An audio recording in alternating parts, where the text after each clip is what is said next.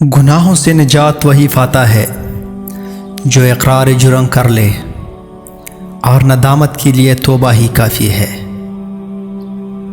گناہ کے چھوٹا ہونے کی طرف نہ دیکھو، بلکہ یہ دیکھو کہ تم نافرمانی کس کی کر رہے ہو۔ تم اللہ تعالیٰ کی ذکر میں دل لگا لو، سکون اور اطمینان تم سے دل لگا لیں گے۔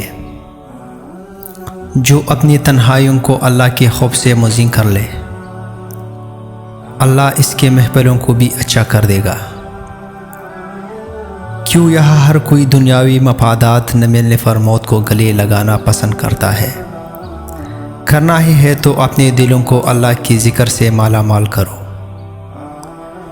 نشان سجدہ سجا کر بہت غرور نہ کر، وہ نیتوں سے نتیجے نکال لیتا ہے۔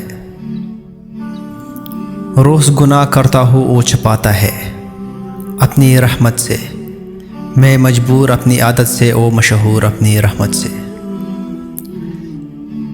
چراغ توحید کی مصطفیٰ صلی اللہ علیہ وسلم نے جلائے، آتشی دوزخ سے انسان مصطفیٰ صلی اللہ علیہ وسلم نے بچائے۔ اگر تم اپنے رب پر بہت بھروسہ رکھتے ہو تو یہ بھی جان لو کہ تمہارا رب اس بھروسے کو کبھی ٹوٹنے نہیں دے گا۔ خاک سے بنے انسان میں اگر خاکساری نہ ہو تو اس کا ہونا یا نہ ہونا بھی خاک بھی ہے۔ میرے اعمال سے ملتا تو بھوکا رہتا، میری اوقات سے بڑھ کر وہ خدا دیتا ہے۔